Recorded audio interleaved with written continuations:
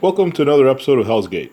Today is the big day. The new civilization, the Soul of the Crescent, was just released on the last day, and one of my devices had issues updating it, but I finally got it going, and I'm up and ready, and I just want to go through some of the highlights. I think a lot of people have already explored it, but let's go through here and go through some of the options. So right now I'm in my original civilization, Huaxa, and we are now going to switch to the civilization of the Solar Crescent, and we just pan over here to the far right with the soldier with the sword, and let's start the transfer. So we're going to transfer it. We're going to reduce our popularity from where we were, and we're now going to be reduced down to neutral.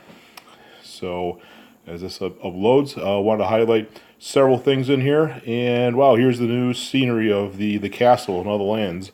And now we get to navigate our way through here to try to find certain things. Now, the first thing I wanted to highlight, the one that I'm really excited about, is the new troop, which is actually an animal. It's the war elephant, and that can be found in the discipline hall. And if we go to try to train him, we'll find him as the last one. His attributes is very similar to like a siege engine, and he's got very high attack, defense, and health. Look at some of the attributes in here. Decent health and nearly equal defense and attack, and very high as well. And look at the load. He's definitely like a siege engine, able to load stuff here. In terms of attributes, one that I'm really excited about is right here. It's the Invincible Might. It increases the health of your troops. So for every 5,000 war elephants that you have in your march, the health goes up by 1%, up to 20%. So I think if you get 100,000 war elephants in there, all your soldiers will be 20% more resistant to battle. So that's pretty important. It's not clear if it's just for a march that it's out, or if it also involves the troops in your castle. So that'll be very interesting. Now, these attributes in here can be enhanced. So if we go to our prayer hall, here is the prayer hall, and we can find the war elephant in here as well. And interestingly enough, yes, the war elephant is a T3, and now we have 5 T3 soldiers here. Here's our siege, and here's our others here. So if we click on the war elephant, he's currently locked. I can't look at the attributes. I have to release him in the analysis in the occult tower. So let's go over there and see what we have. So here's the sage tower. Do a code analysis, and there's actually, just like the other T3 troops, T13 troops, there is a book of the war elephant, and very similar to those, you need to unlock some of the early ones here to get to here, the enlist. That's where you actually unlock your war elephant. Now, there's some other books in here, pretty much dealing with training, health, attack. And there is one other area where the war elephant shows up. That's in our beloved Book of Eternal Life for health. And he doesn't show up here, but he shows up here for the for your T13 troops. You got your Paladin, a Griffin, Delphire, Siege, and here's the war elephant here, and you'll be able to increase his health by another 10%. So very good troop to have, and at this moment, I get a sense that. Yeah, as long as you unlock them in your sage tower, you can start training that elephant to your heart's content. Now, the next thing, with every civilization, there's also heroes, and they were nice enough to give us 2 heroes. So let's look into our hero tower, or hero palace, and look at this. We are now already up to a total of 48 heroes out here, and so here's the 2 new ones. The first one, I'm just going to simplify it, is that it's the envoy. And what does the envoy do? Well, I don't. If we go into talents, we can see some of the stuff that they can do here. But a lot of it has to deal with reducing the civilization crystal cost of doing the research in the ancestral spirit over in your civilization tower. If you look at some of the skills, here we go. You can activate the skill, and then you can also further reduce the crystal cost by 50,000, which is what you get when you unlock the hero. You get another star, 2 stars. You can then unlock 100,000 crystals, but your cooldown is 72 hours, so it's kind of significant.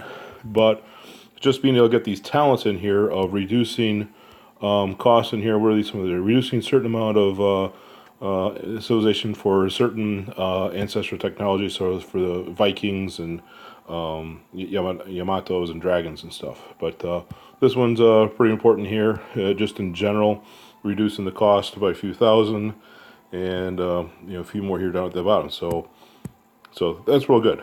The other one is just your typical civilization hero, and you can unlock him once you get your popularity to friendly. And in terms of talents, pretty much your basic similar talents as your other civilization heroes. And in terms of skills, once you have them, it appears that when your activities of doing the gaining your popularity, you get 100% bonus. So it takes half the time to get your popularity for the day. Next, with those heroes, there are hero positions. So we go to our hero positions here.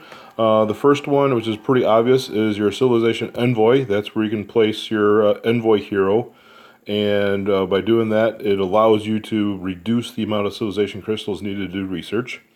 Another thing that's new in here is we always had the resource officer, and I thought it was for income and gathering, but now they've split that up. Maybe it's a way to put more heroes to work since we have so many of them. But now, in addition to resource officers, which is for income, now we have gathering officers that's strictly for gathering. So gathering for all the various 4 minerals there. I don't see anything for gold at the moment, but there's also a plunder load. So that's very helpful and exciting to know that we can actually use more heroes.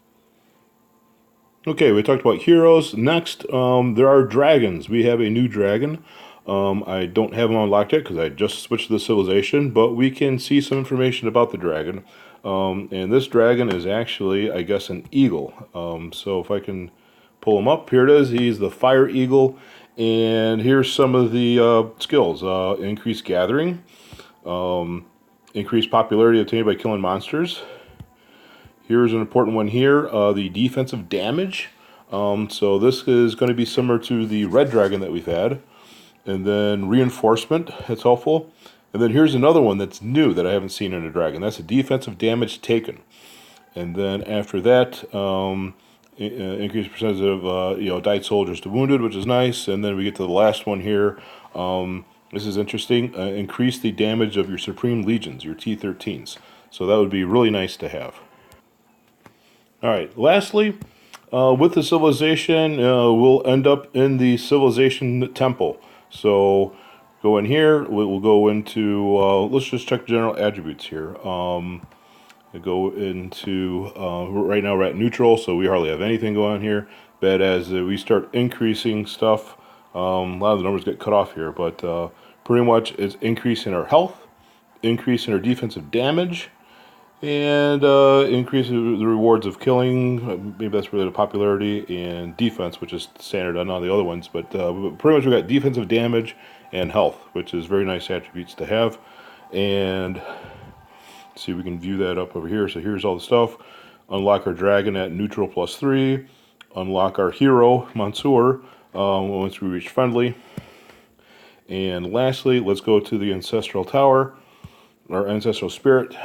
Go to the far right, and here's the soul of the Crescent, and all mine are at 0. And so the first one here, a little bit different than the others. There's no troop to unlock in here, but this is related to maximum reinforcements. Then we got our defenses through here, and more reinforcements at the bottom here. So that's new. Here, the middle one, this is very similar to what we've seen on the other ones. And like Huxa, this one right here, it deals with increasing defensive damage. And if we go to the one at the bottom over here, Huxa strength, increased damage to attacking that type of civilization. But otherwise, you have your typical defense, health, and attack. And then some other defensive damage and defensive damage taken reduction. And then lastly, here's our similar one here for offensive damage, defensive damage, and that taken.